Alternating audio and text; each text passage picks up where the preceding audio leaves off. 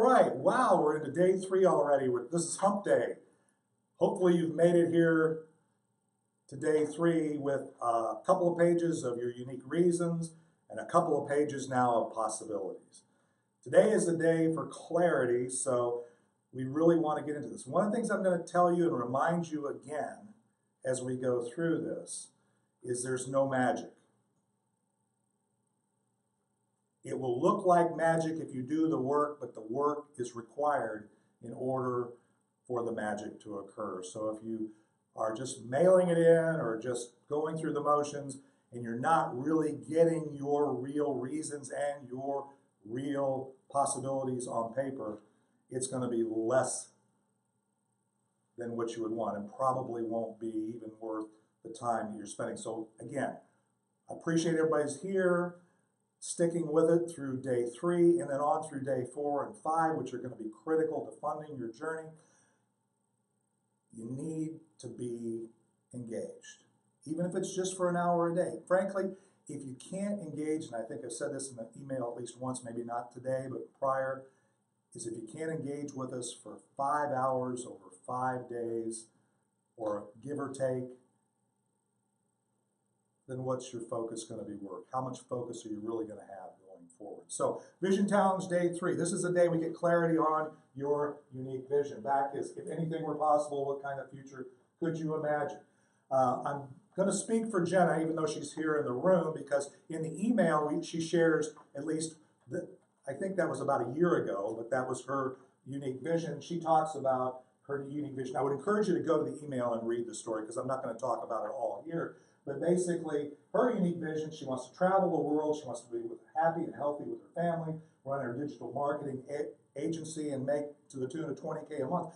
Not because $20K a month is anything special, other than it allows her to have the freedom to take her family with her. Her husband doesn't have a job here, going to that, whatever. She can free up time and be able to accomplish the experience, really, that makes up her unique vision for her life. Now, is that static? I can tell you for 100% certain it is not.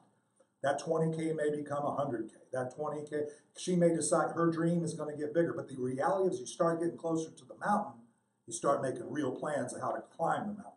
But if you're not moving in that direction, which she clearly is, then she's not going to get further clarity and whatever. So part of the reason why we encourage people to revisit the vision challenge as we go through here is because our visions do evolve. Some of us have more history than others, and I talk about my unique vision really being one focused on legacy. I have 5 millennial kids. I've had the opportunity to travel all over the world with and without my family. I've had a lot of all the stuff and things that maybe trappings that you would look at that would say, oh, that, he's arrived. I've never arrived. And in fact, I've arrived and fallen in a hole. I've made millions of dollars. I've lost millions of dollars. I'm not too proud of that. That was never part of my vision, just to be clear. But the reality of it is I'm looking today to sustain my health. And I'm blessed with good health. I'm looking today to impact the lives. Take the dreams and vision of aspiring leaders, including those most close to me, my family and other people, and take them and change the world one dream at a time. Or if I want to take it from the downside, I could say, save the world one zombie at a time.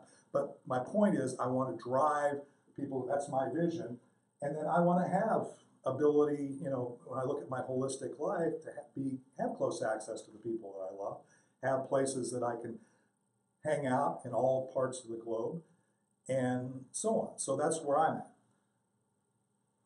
Yours is going to be yours. Obviously, you can see Jenna's different than mine. These are not intended to be, don't fill in the blanks here on your own, but it gives you kind of a picture of what we're looking for in clarity here. So what we're going to do is give you a little quick process, and I'm not going to wade through this because it's very clear in the email. I encourage you to go to the email or go to the Evernote templates and get your prompts there, but really there's going to be 4 steps to the clarity in this one, which is step 1, use your list of possibilities. Assign a 1 to anything that's a possibility that kind of is reflective of your body, self, or spirit. 2, to relationships with your family, friends, and so on. 3, assign to your network, including your community, partner, clients, etc. Also assign a 4 to things that are talking about your finances or your business operations, the business aspects of what your unique vision entails. Assign a 5 to things that involve where you live, what part of the country, what you have at your disposal as far as resources in your office, in your home, and those kinds of things. And assign a 5 to, assign a 5 to business, home, business, office, equipment, technology things, and then a 6 to, sorry, I got confused, but a 6 to the things that involve your geography. Again, and those prompts, don't rely on this, but go to the email and go to those prompts and go to your worksheets to make sure that. Clarity step 2 then would say, take that categorized list and consolidate the items. Don't lose any of them, don't try to wipe them out, but consolidate. Similar items, get them consolidated with similar intent, really without losing the meaning or intent. Then this next step would be assign your importance ranking, as you've got these several things that are manifest in the picture that you're painting of your future. How important is that? 5 being the most important, 1 being not so important. So you can kind of, again, give you some tools to work with as you start to analyze your own unique vision.